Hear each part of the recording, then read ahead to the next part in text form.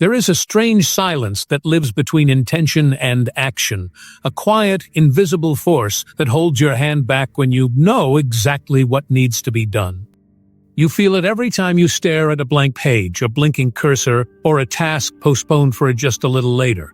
It whispers promises of rest, of ease, of tomorrow, and yet tomorrow never seems to arrive. Procrastination is not laziness. It is a psychological labyrinth built from fear, doubt, and self-preservation. It's the mind's secret rebellion against its own ambitions. Beneath every delayed task lies a deeper story, of perfectionism, of pain avoidance, of an identity at war with itself. But why do we do it? Why do we, knowing the cost, still choose delay over progress? Why do we betray our own plans, even when we can almost feel the weight of regret forming ahead of us? This is not just about time management. It's about the hidden architecture of the human mind, the unseen conflict between who we are and who we wish to be. To understand procrastination is to step into that fragile space between fear and desire, between chaos and control. And in that space, if we listen closely enough, we may finally uncover not just why we procrastinate, but what our hesitation is trying to tell us. It begins innocently. A task, a goal, a dream, waiting patiently on a to-do list or in the corner of your mind. You tell yourself you'll start soon, perhaps after a short break, after you feel ready. But readiness never truly arrives. Days fold into one another, and suddenly what was once a small delay becomes a familiar rhythm, a silent ritual of postponement. The roots of procrastination are not born in laziness, but in emotion. Deep within the brain, the limbic system, the ancient part of us wired for pleasure and survival, clashes with the prefrontal cortex, the seat of logic and long-term planning. It's a quiet war between impulse and intention. The limbic system seeks comfort, avoiding discomfort, anxiety, or fear. The prefrontal cortex tries to steer us toward purpose, growth, and future rewards, and every time we choose comfort over effort, the emotional mind wins another round. For many, the first seeds are planted in childhood. Maybe it was the fear of being judged for not doing something perfectly. Maybe it was the pressure to perform, to meet expectations that always seemed just out of reach. The brain learns early that inaction can protect us from failure, from criticism, from disappointment. Postponing becomes a shield, and over time, the shield becomes a habit. At its core, procrastination is a self-defense mechanism disguised as idleness. When faced with a task that threatens our self-image, one that might reveal our flaws or limitations, the mind crafts excuses to preserve its fragile sense of safety. "I'll do it later" becomes a comforting illusion, a way to delay the confrontation between who we think we are and what the task demands we become. It is not simply about wasting time, it's about escaping emotion. The boredom of the routine, the fear of inadequacy, the dread of beginning something that might expose our imperfections. It's a psychological maze where every turn feels justified and every pause feels rational until the weight of unfinished things begins to haunt us. This is where it all begins, not with a lack of discipline, but with a quiet misunderstanding of pain and fear. We don't delay because we don't care. We delay because we care too much. Because the act of starting means facing the uncertainty of what might unfold once we do. And so, before we ever recognize it, procrastination takes root not in our calendars, but in our emotions, quietly, patiently, waiting for the next moment we promise ourselves. Tomorrow, I'll begin. As time passes, procrastination begins to evolve, no longer just a fleeting act of delay, but a full-fledged behavioral pattern that seeps into our days, our goals, and even our self-worth. You start to notice it everywhere. In the unread emails, the untouched projects, the half-finished dreams gathering dust.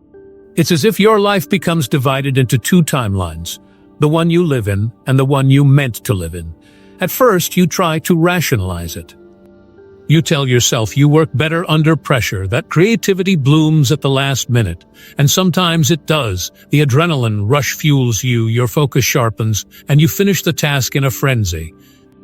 For a moment, you feel victorious. But beneath that temporary relief lies exhaustion, guilt, and the haunting thought that you could have done more if only you'd started earlier. Scientists call this pattern a temporal discounting, the tendency to favor short-term pleasure over long-term gain. The brain, addicted to dopamine, chooses the immediate comfort of scrolling, watching, or daydreaming over the quiet discomfort of effort. Each time you choose the easier path, your brain learns that avoidance brings relief. And so the cycle deepens. You begin to understand that procrastination is not a problem of time, but of emotion regulation. You're not fighting the task itself, you're fighting the feelings attached to it, the fear of not being good enough, the anxiety of failure, the perfectionist voice whispering that, unless it's flawless, it isn't worth beginning at all. But here's the turning discovery.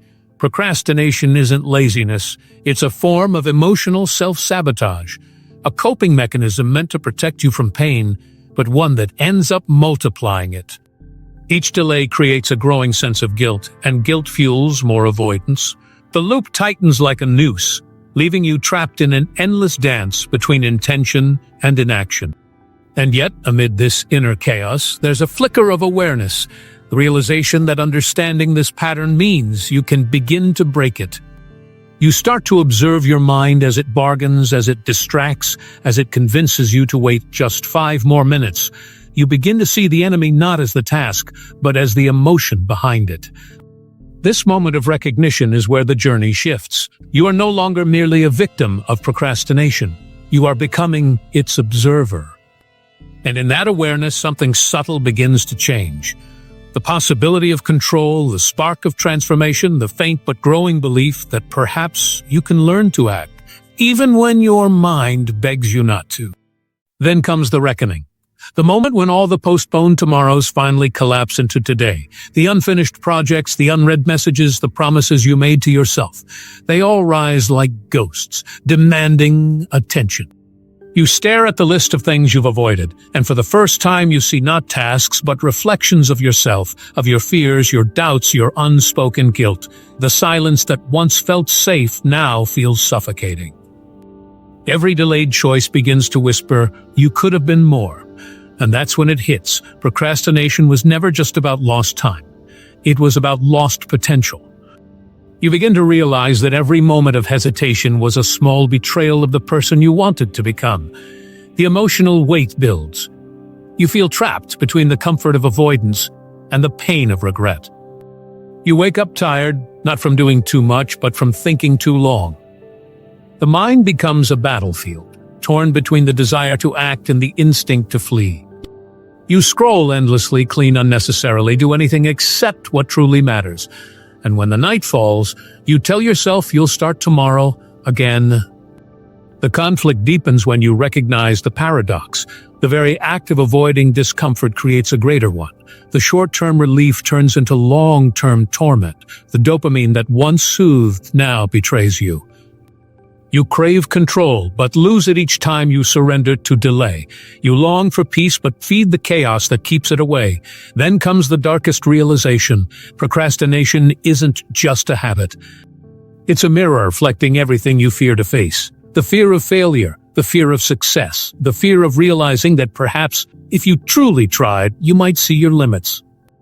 The mask of a later begins to crumble, revealing the truth. You weren't avoiding the task, you were avoiding yourself. It's a quiet breakdown, but a necessary one. Because in that breaking point, when the comfort of delay finally turns to pain, something awakens. You begin to see that this inner war cannot be won through shame or pressure. It must be understood, confronted, and transformed. And it's in this moment of fall, when the illusion of a tomorrow finally collapses, that the first real chance for change appears. From the ruins of frustration, something begins to stir, a quiet clarity. You start to see procrastination not as a flaw, but as a signal. Every delay, every excuse, every not yet, it was your mind's way of communicating something deeper: fear, fatigue, perfectionism, or even the need for rest. The enemy, it turns out, was never the act of procrastination itself. It was your misunderstanding of it.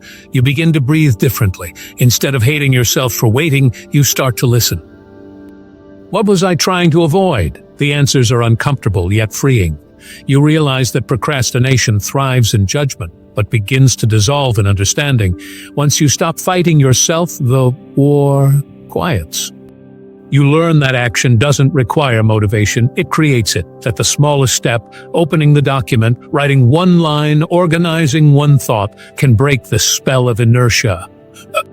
You understand now that you don't have to feel ready to begin.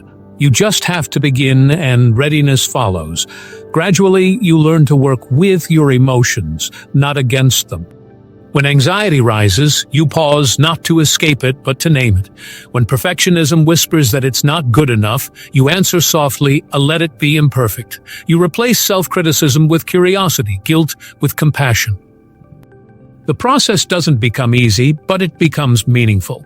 Each time you take action despite resistance, you weaken the old narrative, the one that said you were a procrastinator, a lost cause, a master of delay. Instead, you build a new story, one choice at a time. And with that, the fog begins to lift. You see procrastination for what it truly is, a message from your mind asking for understanding, not punishment. You finally grasp that progress is not born from perfection, but from persistence. And for the first time in a long while, you don't just hope you'll change, you believe you already are.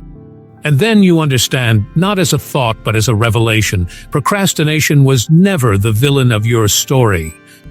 It was the unspoken language of your inner self, trying to tell you where it hurt, where you were afraid, and where you still needed to heal. What you called weakness was, in truth, a form of protection. The mind was not trying to sabotage you. It was trying to keep you safe from failure, from rejection, from pain. But in doing so, it kept you small. Now you see that freedom doesn't come from defeating procrastination. It comes from transforming your relationship with it. To act despite fear, to move through uncertainty, to begin even when the voice of doubt still echoes inside you, that is courage. And courage is not the absence of fear, but the decision to act while holding it close. You realize that procrastination, at its core, is a reflection of humanity itself, our constant struggle between the comfort of the present and the promise of the future. Every human being carries this quiet battle inside between what is easy and what is meaningful, between who we are and who we are becoming. And in this realization, something profound unfolds. You stop asking, how do I stop procrastinating? And start asking, what is my procrastination trying to show me? The question shifts from punishment to awareness, from guilt to growth. You start to see action not as an obligation, but as an act of self-trust, a quiet declaration that you are ready to live, not later, but now. This is the awakening, the moment when you realize that your time was never truly lost. It was waiting for you to understand it, waiting for you to reclaim it.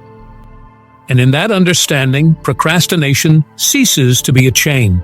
It becomes your teacher, your mirror, your proof that even hesitation can lead to transformation.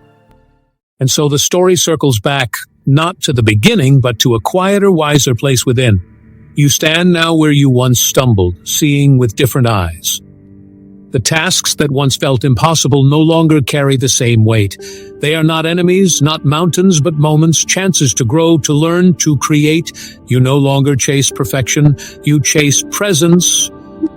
You understand that progress is not a straight line, but a rhythm of pausing, falling, trying again. Each moment you choose to begin, no matter how small, is a victory against the inertia that once ruled you. The mind that once feared failure now whispers something gentler. A start, not because you are fearless, but because you are finally ready to walk with your fear instead of running from it. You begin to see that discipline is not born from pressure. It's born from love. Love for the future self waiting to thank you. There will still be days of delay, of doubt, of hesitation, but now you know their names. You recognize their voices, and because you understand them, they no longer have power over you. What once felt like chaos now feels like conversation. As you close this chapter, one truth lingers softly: procrastination is not the end of action, but the beginning of awareness. And in awareness, every second, even the one spent waiting, holds the possibility of change. So perhaps this isn't an ending at all. Perhaps it's only the beginning of the moment you finally decide to begin.